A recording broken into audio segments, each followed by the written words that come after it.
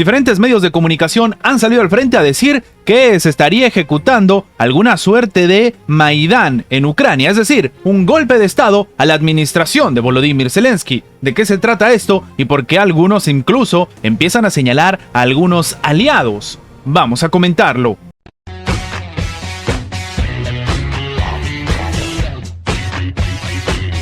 Sentarse a negociar con Ucrania. Eso es lo que quería verse obligado el presidente de Ucrania, Volodymyr Zelensky, quien, según una entrevista de la propia revista estadounidense Político, estaría bajo presión, tanto interna como externa. El medio añade que varios políticos del Reino Unido están dispuestos a contribuir al establecimiento de la paz entre Ucrania y Rusia, algo que no necesariamente suena bien, por ejemplo, para la administración en la Casa Blanca. Mientras, al comentar la caída de la aprobación de Zelensky, el alcalde de Kiev declaró al periódico 21 Minuten que el mandatario está convirtiéndose en un autócrata al concentrar el poder en sus manos. La gente ve que es eficaz y quién no. Y había, según él mismo dice, o de repente sigue habiendo, muchas expectativas. Zelensky está pagando los errores que habría cometido, pero en este caso, el propio alcalde fue un paso más allá. Ha subrayado que, al finalizar el conflicto, todos los políticos ucranianos tendrán que afrontar la responsabilidad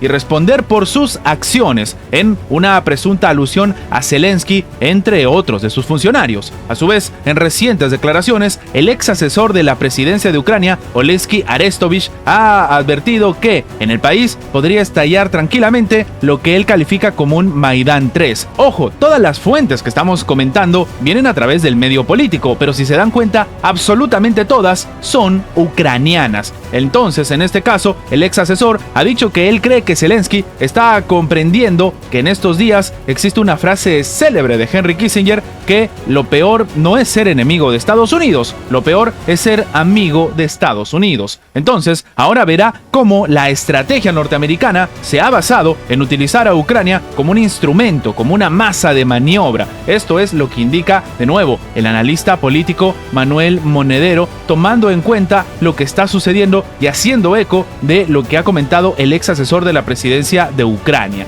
Y sí, en este sentido tan preocupante, también se habla de que el ex asesor de la oficina presidencial, Mikhail Podolyak, ha declarado que la sociedad ucraniana ha empezado a acumular mucha irritación y, en este caso, se habla de cuestiones difíciles sobre la mesa. Se refieren a la corrupción, así como el coste de la guerra, sobre todo teniendo en cuenta que ni siquiera ha habido un avance en el frente. Entre tanto, el periódico alemán Die Welt ha publicado un artículo donde indica que, bueno, la disputa entre el presidente y los altos mandos militares dentro de Ucrania estaría mostrando que el frente interno unido en Ucrania no es necesariamente unido, que se estaría desmoronando y que cualquier duda expresada en Kiev sobre las perspectivas de éxito de Ucrania se ven forzadas en los pasillos de las sedes de los gobiernos europeos y estadounidenses, y que aparentemente dentro de Ucrania entonces, como hemos comentado, se estaría cocinando un golpe de estado.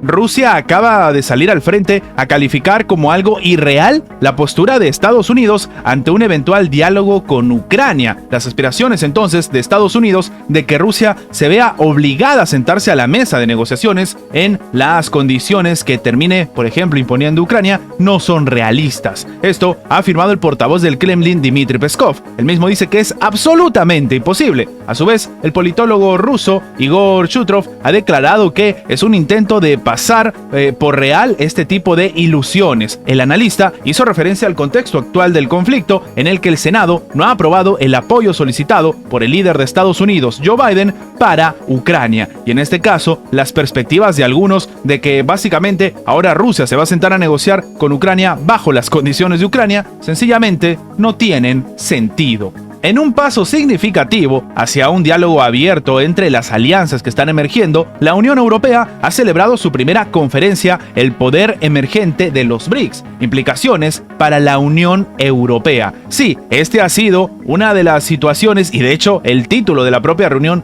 lleva al grupo de los BRICS, porque en esta se habría debatido las perspectivas de cooperación de los países del grupo de los BRICS con la Unión Europea. El evento fue organizado por el propio Centro del Análisis con sede en Bruselas, y claro, en este caso se habla del Partido Popular Europeo y el Vocal Europe. Y es que en este escenario, el mayor grupo político del Parlamento Europeo decidió llevar a cabo esta conferencia que adoptó la forma de un debate político en el que se discutieron enfoques del problema y se hizo hincapié en la falta de políticas claramente articuladas de la Unión Europea hacia el grupo de los BRICS. Ellos mismos incluso han salido al frente en una suerte de resumen a decir que la expansión del grupo de los BRICS no debe verse como un desafío a ningún otro sistema, sino más bien que se debería cooperar de manera amplia con ellos. Una situación completamente diferente si tomamos en cuenta que dentro de este grupo está sobre todo China y Rusia, países que tienen tensas relaciones precisamente con la Unión Europea y con uno de sus más grandes aliados, Estados Unidos. Sin embargo, se habla que la representante permanente de Sudáfrica ante la Unión Europea ha destacado en su discurso que la ampliación de los BRICS no debería tampoco verse como un desafío a los otros sistemas ni una exclusión total de los socios comerciales tradicionales de la Unión Europea, aunque, como hemos comentado al inicio, ya vimos lo que sucedió con el presidente francés Emmanuel Macron. Sin embargo, se habla de que no es una coalición antioccidental como a muchos les gustaría creer, terminó subrayando. En su discurso se centró en la cooperación agrícola entre la Unión Europea y los BRICS, con una importante herramienta de desarrollo para luchar contra la pobreza y el hambre a largo plazo, algo que evidentemente es prioritario en África. Y lo que más llama la atención es que los europeos lo han tomado bien, es decir, han empezado a conversar con el grupo de los BRICS y algunos incluso dicen que, oye, se podría hacer algún tipo de reunión o algún tipo de conferencia más amplia donde estén presentes los líderes, algo que de nuevo llama la atención, tomando en cuenta que, por ejemplo, Vladimir Putin es el presidente con más sanciones en el mundo aplicadas precisamente por los europeos.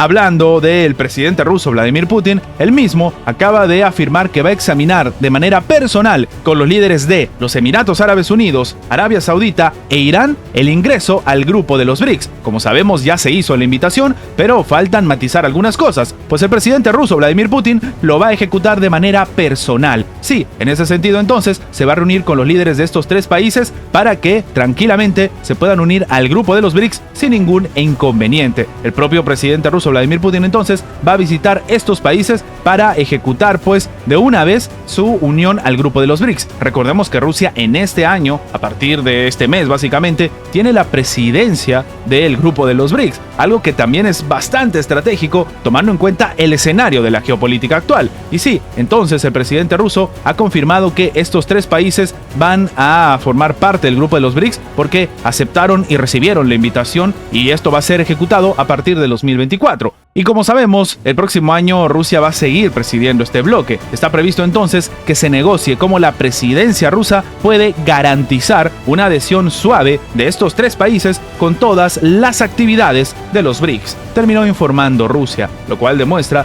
que el grupo de los BRICS está avanzando incluso a pasos agigantados. Estas son las noticias más relevantes de la geopolítica actual del día de hoy. Recuerda que tu like nos ayuda mucho a seguir creciendo, pero sobre todo nos ayuda a que esta información llegue a más personas. Y sin más que agregar, nos vemos en la próxima. Antes de terminar con el video, queremos agradecer a toda la gente que se ha hecho miembro del canal, que nos ayudan a mantener vigente este proyecto, a seguir adelante y, como siempre digo, vamos por más.